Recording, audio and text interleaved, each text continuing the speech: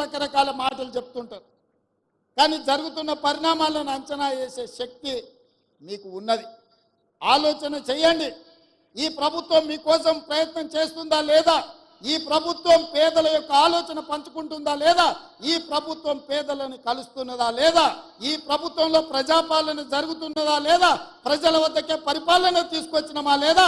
గడీలలో బందీ అయిన ప్రభుత్వాన్ని గడీలు బద్దలు కొట్టి గ్రామాలకు తీసుకొచ్చినమా లేదా? ఈ 3 నెలల పరిపాలనను మీరు అంచనా వేసుకొని రేపు భవిష్యత్తులో తీర్పు ఇవ్వమని నేను అడుగుతున్నా. రేపు జరగబోయే ఏ ఎన్నికలైనా మా పరిపాలన మీద, మా నిర్ణయాల మీద, మేము చేస్తున్న నియామకాల మీదనే మీరు తీర్పునివ్వండి. మీరు ఆలోచన చెయ్యండి. ఇక్కడ విన్నది గ్రామాలకు వెళ్ళి చర్చించండి. మేము చెబుతున్న మాట వాస్తవమా కాదా? ఇవాళ ప్రజలకు స్వేచ్ఛ వచ్చిందా లేదా? మీరు ఒక్కసారి ఆలోచన చేయండి. ఒకనాడు మంత్రులు ఎవరైనా మిమ్మల్ని కలిసేటోళ్ళ? ఎప్పుడైనా మీరు ముఖ్యమంత్రిని చూసిండ్రా? ఎప్పుడైనా ముఖ్యమంత్రి ఎవరైనా కలిసిండా? ఇవాళ పరిస్థితి ఉందా? మీరు ఎవరైనా రేవంత్ అన్న అంటే ఏందమ్మా అని వెనక్కి తిరిగి మాట్లాడుతున్నా కదా. మీ అభిమానంతోనే కదా ఇక్కడ ఉన్నది. ఈ అవకాశం మీరు ఇచ్చిందే కదా. మా తాతనో ముత్తాతనో ఇచ్చింది కాదు కదా. మా తాతలు ఇచ్చిన ఆస్తి కాదు కదా ఇది.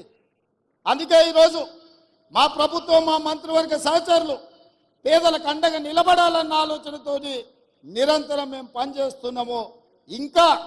ఇంకా చెయ్యాలన్న ఆలోచన మాకుంది. మీ ప్రోత్సాహం ఉండాలి, పెద్దల ఆశీర్వాదం ఉండాలి, మిత్రుల యువమిత్రుల సహకారం ఉండాలి.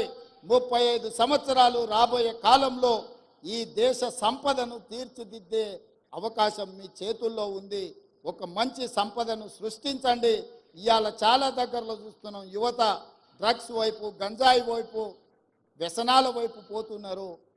విలువలతో కూడుకున్న జీవితాన్ని ఏ విధంగా ముందుకు తీసుకెళ్లాలో వాళ్ళకు విద్యాబుద్ధులతో పాటు సామాజిక బాధ్యతను కూడా నేర్పండి. ఈ మధ్య మా ప్రభుత్వం మీకు తెలుసు, దాదాపుగా డ్రగ్స్ అనే పదమే ఈ రాష్ట్రంలో వినిపించొద్దు.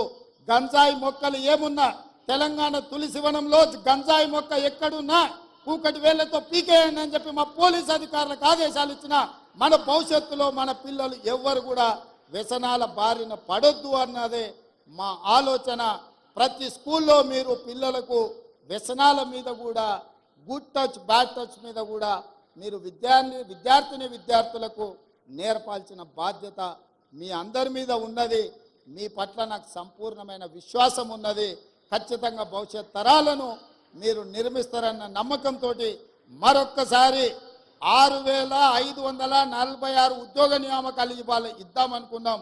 ఎమ్మెల్సీ